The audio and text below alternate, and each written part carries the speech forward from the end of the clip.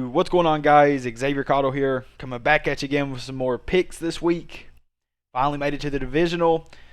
This is the good games. We're now getting to the games that really matter, where we're going to see the best plays come out. We're going to see the best game plans come out. We're going to see these coaches really home in on these details to win them games. So yeah, without further ado, let's just get into this video here. First game here, Ravens versus Bills. I'm going to take Ravens. Now, you guys, if you've been watching this video, you might be like, Xavier, you took the Colts last week. And yes, I took the Colts. They are my favorite team, I will say that. I wasn't being a homer. If you watched that game, the Colts actually outplayed the Bills by a lot, really. I mean, truly by a lot. Frank Reich, as much as I love him as a coach, I don't think there should be any coaching change. He did gamble a little too much this game.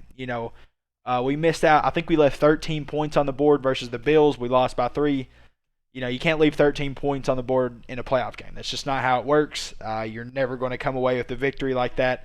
But still yet, we fought hard. We looked like the better team that week, in my opinion. So that's water under the bridge to me. But this week, they're going to play the Ravens. And the Ravens are going to do exactly what the Colts did last week. And that's beat up on both of their offensive line and defensive line. Now, the Ravens' offensive line isn't as good as the Colts, but their defensive line is physical. They're mean. They can get a pass rush. Honestly, they can get a better pass rush than the Colts. So I expect this Ravens defensive front and offensive front to really, I wouldn't say dominate per se, but I expect them to be able to get pressure on Allen and for them to be able to run the ball. So that's going to keep the ball out of Allen's hands, and that's going to keep him flustered in the pocket, keep him off balance. Something the Colts weren't able to do, but they were still getting 3 and out, stuff like that. So interesting to see how this game pans out. I think it's going to be the Ravens. I think I'm not saying it's Lamar Jackson's year, but I'm ready to see this Lamar Jackson Patrick Mahomes matchup. I don't know about you guys. I'm ready to see it though. I don't care about Josh Allen, Patrick Mahomes. I'm ready for Lamar Jackson versus Patrick Mahomes. Browns Chiefs. Give me the Chiefs any day of the week. As much as I like the Browns, the Colts lost to them this year, but I still like them as a team. I like Big White, Taylor, Jack Conklin, J.C. Treader, Joel Bitonio, Jedrick Willis. That is a mean offensive line. Probably, in my opinion, the best offensive line in the league. Colts number 2, Packers 3, or maybe Saints 3, Packers 4. I would rather have that kind of lineup for my top 4 at least. And the only reason I'm naming the top 4 is because once you name that top 4, there's some separation between the next 6 to 10, or 5 to 10, I should say. So, yeah, I think they have a super talented offensive line. I think they're going to beat up on the Chiefs' defensive front, other than Chris Jones. Chris Jones, of course, being a beast. Frank Clark's pretty good, but he doesn't really compare to – I don't want to say he doesn't compare to that offensive line, but I think they won't have a real issue with Frank Clark. I think it's just going to come down to, can Chris Jones disrupt up front to help them? Of course, in the secondary, they got Tyrann Mathieu. He's going to make a few plays for them. But I think this Browns offense, man, they're really set up well. I think they're going to be rolling through here. I think they won't have an issue scoring on the Chiefs. It's just I don't think they're winning in a shootout. I don't think they have a chance in a shootout. We saw them last week do a really good job, though, against the Steelers. It's going to be interesting to see. I just think there's a little too much pressure on the shoulders of Baker Mayfield. I think that's it. I really do.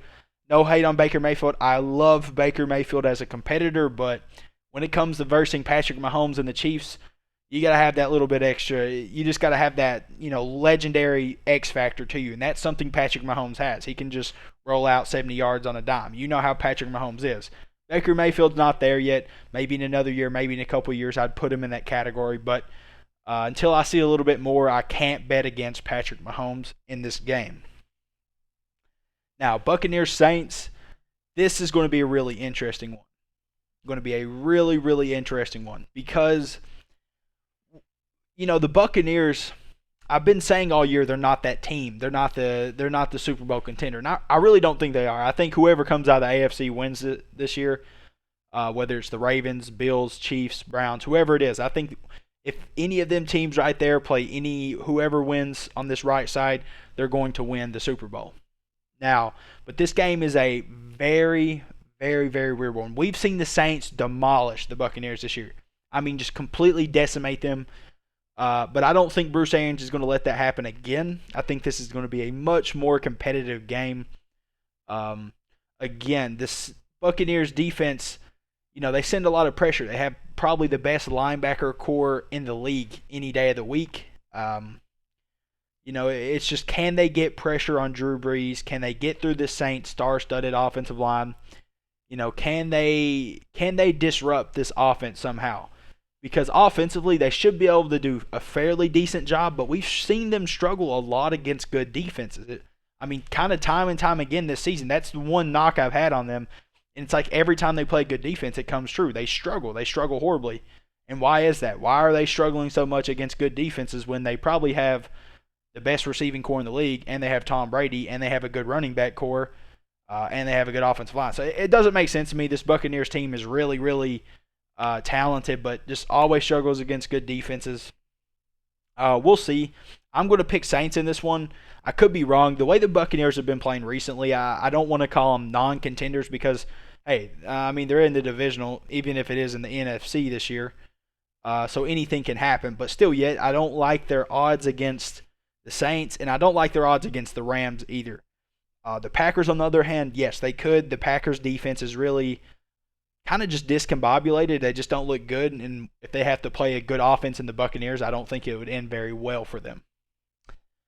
Rams-Packers. Now, this is yet again going to be a weird – this is just kind of a weird one to judge. Like the two on the left here, Ravens, in my opinion, are definitive favorites just because how they've been playing recently, but the Chiefs, and also the Chiefs as well, being just the Chiefs.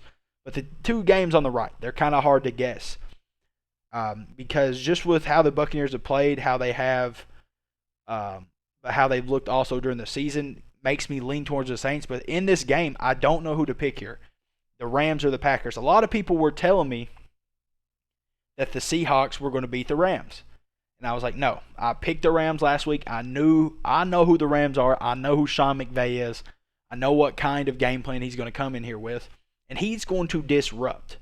He is going to disrupt. Now, how much disruption will he have is just the better question here. Because he's, again, you all heard me talk about this Packers offensive line. I have them ranked at number 4 in the league. This Rams defense has to get through this offensive line. This Rams defensive front and Aaron Donald and everyone has to get through this offensive line. Aaron Donald has to go through guys like Elton Jenkins or Bakhtiari if he lines them up on the outside, or Corey Linsley if he's lined up anywhere near the 1 tech or anywhere like that. But he usually doesn't. He usually stays in the 3 tech. So if I'm this Rams defense, I'm going to look to get as many one-on-one matchups with the right guard as possible for Aaron Donald if I want to disrupt. Now, that's easier said than done. It's kind of hard to scheme up a defense that's going to be effective at the same time as allow Aaron Donald to have a one-on-one matchup. So good luck to McVay in that area. That's kind of the reason I'm going to take the Packers here. I love the Rams.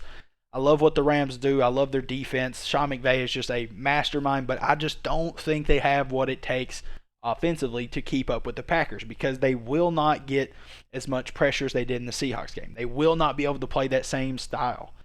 To be fair, the Seahawks defense has been, in my opinion, better than the Packers recently, but that's not a big upgrade. The Packers defense isn't good.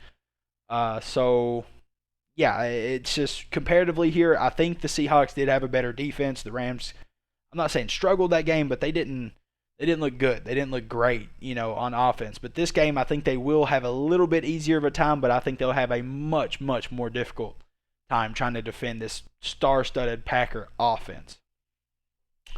But yeah, that's my picks, guys. If you like the content, drop a like, drop a subscribe. But until next time, guys, peace.